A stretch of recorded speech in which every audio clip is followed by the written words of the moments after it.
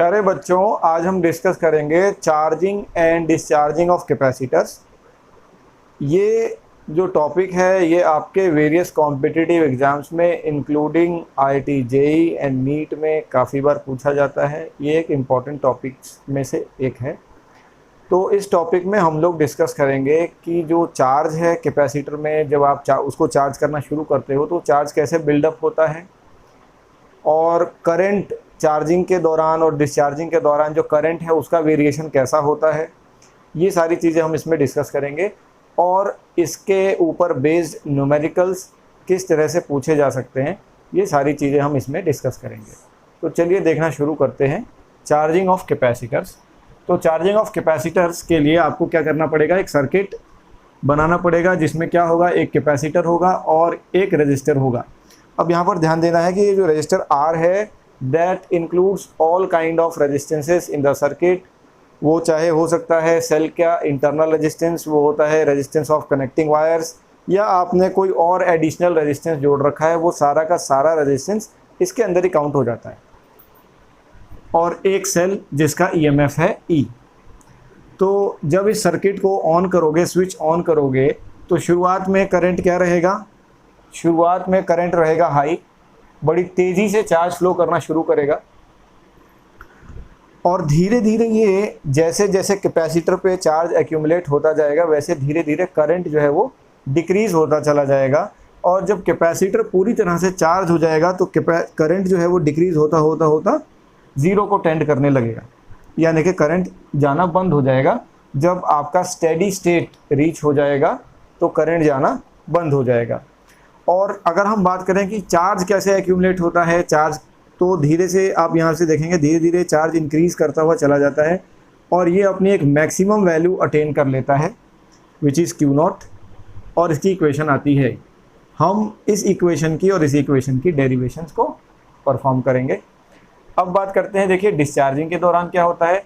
देखिए डिस्चार्ज अगर आप कर रहे हैं तो सेल की आवश्यकता नहीं है, हमें तो डिस्चार्ज कराना है। तो कैपेसिटर में ऑलरेडी हमने इसको चार्ज किया हुआ है कैपेसिटर को और यहाँ पर लगा दिया, और एक रजिस्टर के थ्रू हमने ये इसके दोनों एंड्स को कनेक्ट कर दिया।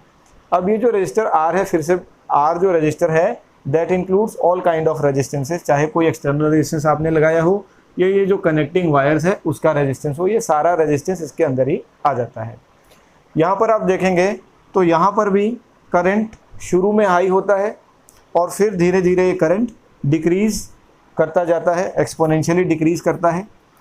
और अगर आप चार्ज की बात करोगे तो चार्ज इसमें पहले ज़्यादा था, चार्ज स्टोर था, फिर धीरे धीरे चार्ज वो डिस्चार्ज हो रहा है, धीरे धीरे उसका चार्ज कम हो रहा है।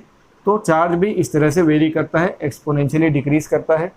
और ये सब कुछ होने में, चार्जिंग हो डिस्चार्जिंग हो, कैपेसिटर के चार्जिंग और डिस्चार्जिंग में कोई बहुत लंबा समय नहीं जाता है, बहुत थोड़े से समय में ही ये सब कुछ हो जाता है। आप कह सकते हो कुछ सेकंड्स भी नहीं, फ्रैक्शन ऑफ सेकंड्स में ये हो जाता है। अब देखिए यहाँ पर जो करंट है ये करंट कॉन्टीन्यूसली चेंज होता हुआ करंट है, टाइम वेरिंग करंट है।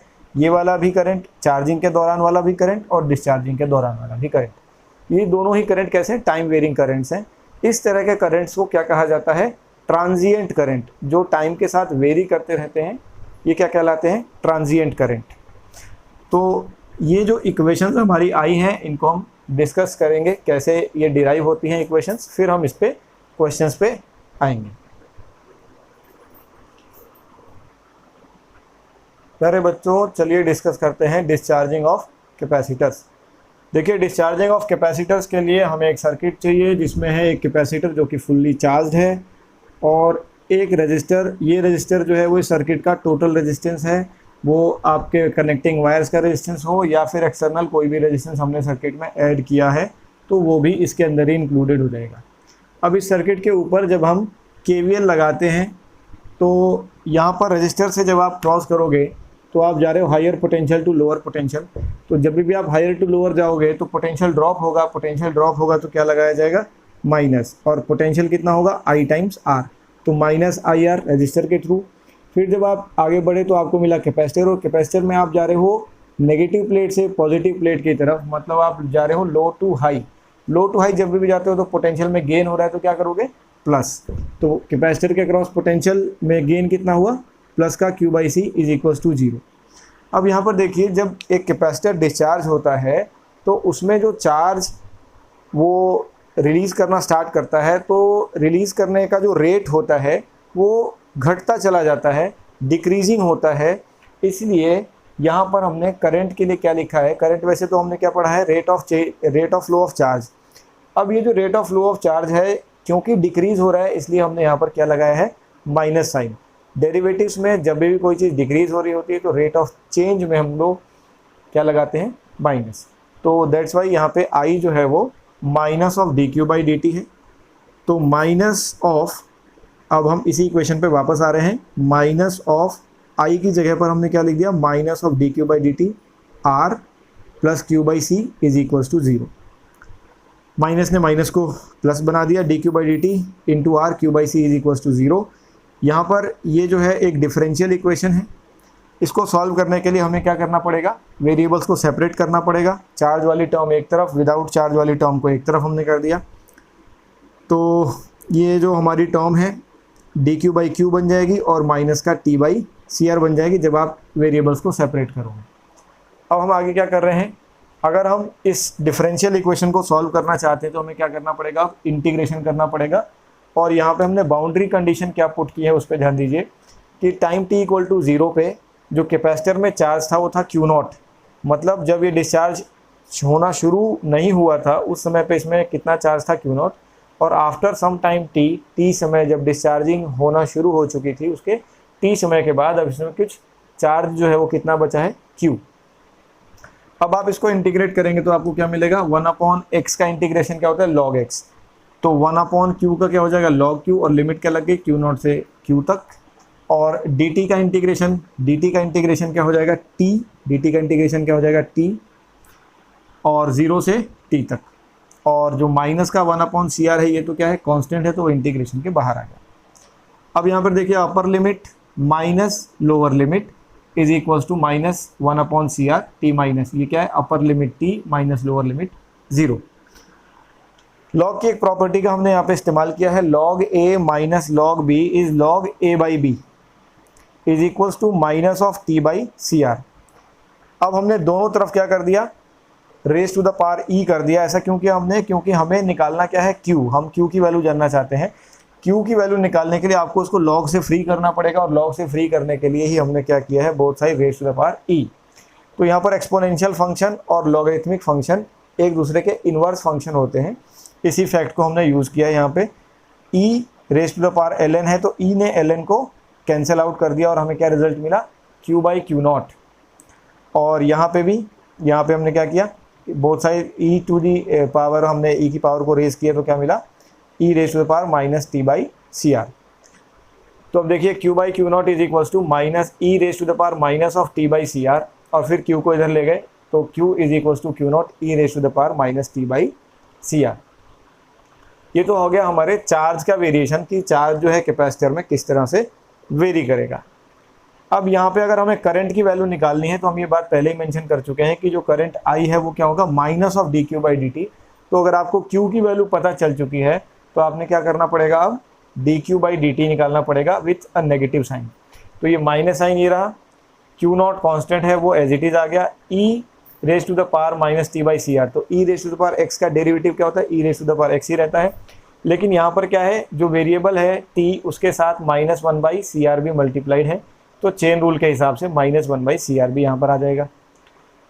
ओवरऑल जब हम इसको सॉल्व करके लिखेंगे तो ये क्या आ जाएगा, i is equals to Q0 की जगह हमने क्या लिख दिया, c इंटू वी नॉट।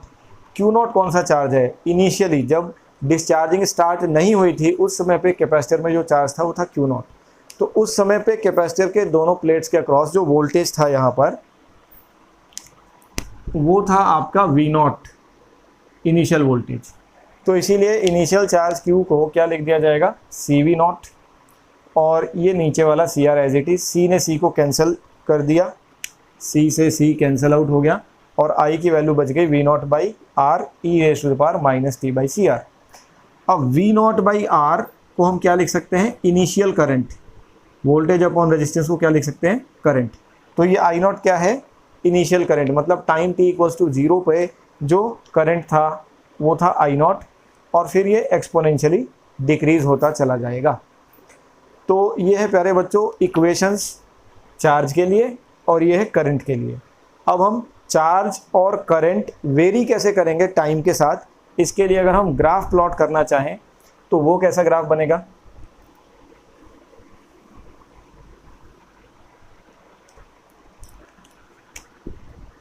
दोनों ही एक्सपोनेंशियली डिक्रीजिंग ग्राफ है, नेचर सेम ही रहेगा।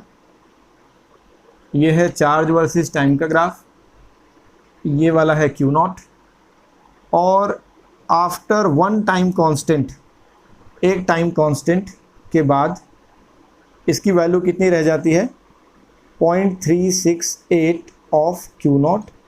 आप अप्रॉक्सीमेटली इसको कितना कह सकते हो 37% ऑफ इनिशियल वैल्यू कह सकते हो। तो आफ्टर वन टाइम कांस्टेंट कितना हो जाएगा चार्ज का value approximately 37% of initial value, और ये टाइम कांस्टेंट की वैल्यू क्या होती है C टाइम्स R। अब यहाँ पर अगर करंट को प्लॉट करें तो current I versus time t का ग्राफ भी नेचर सेम ही रहेगा, और यहाँ पर I नॉट मतलब टाइम t इक्वल टू 0 पे जो इनिशियल करंट था वो था I नॉट, और यहाँ पे भी हम कहेंगे क्या कि after one time constant current की वैल्यू कितनी हो जाएगी 0.368 ऑफ I नॉट। तो इस तरह से हम दिखाते हैं करंट और चार्ज कैसे वेरी करते हैं। ये दोनों एक्सपोनेंशियली डिक्रीजिंग है, और यहाँ पर ये जो करंट है इसको हम लोग क्या बोलते हैं ट्रांजिएंट करंट, क्योंकि ये टाइम के साथ कॉन्टीन्यूसली वेरी कर रहा है। तो प्यारे बच्चों अब इसके बाद हमें डिस्कस करना है चार्जिंग और डिस्चार्जिंग के ऊपर जो क्वेश्चंस होते हैं, न्यूमेरिकल्स होते हैं, ताकि ये जो कंसेप्ट हमने सीखा है इसको अच्छे से हम अप्लाई करके भी देख सकें और क्वेश्चंस को कर सकें।